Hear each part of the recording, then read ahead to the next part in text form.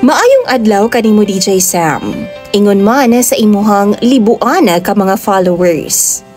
Buot na akong ipada kanimo ang akong kahimtang karon nga misangko jud sa usa ka problema.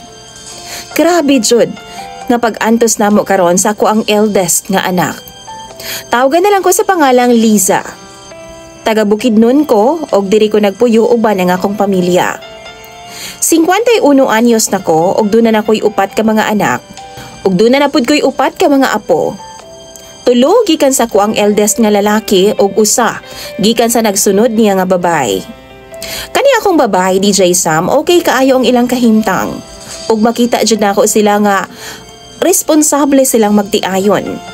Kabaligtaran pod sa kuang eldest nga lalaki.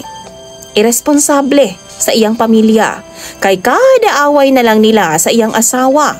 Dayon uli diri sa amo ang bay ug daway pakialam sa iyang mga anak. Gani awayo na mi sa iyang asawa kay lagi mga konsentidor lagi daw mi sa amo ang anak. Gatago daw sa ako ang saya.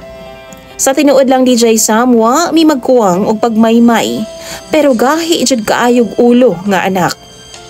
Gani wa na jud siya respeto gani bisan sa amoa. Tungod kay siguro nagabisyo siya. Karon hapit na buwan nga naa siya diri sa amo aga puyo. Kaon tulog.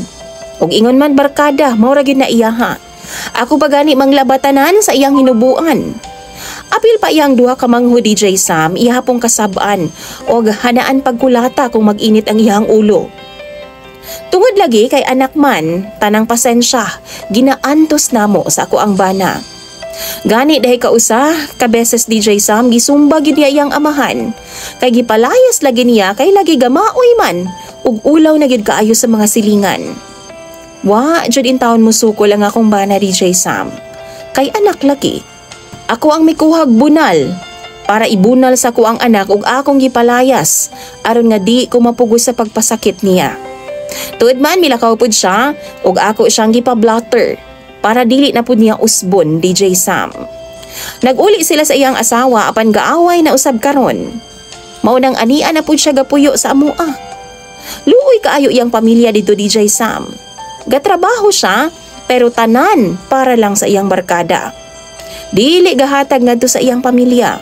Grabe kaayo namo kaguol ani niya apil na nga akong bana DJ Sam. Maluoy mi sa iyang mga anak nga ako apong mga apo. Mao lang sa mga nagapaminaw kanimo, manghinaot ko nga matagaan ko ninyo og advice. Basahon ako na isa-isa sa comment section. Dinhi na lang kutob ang akong suwat DJ Sam. Daghan kayong salamat. Imong sender, Lisa.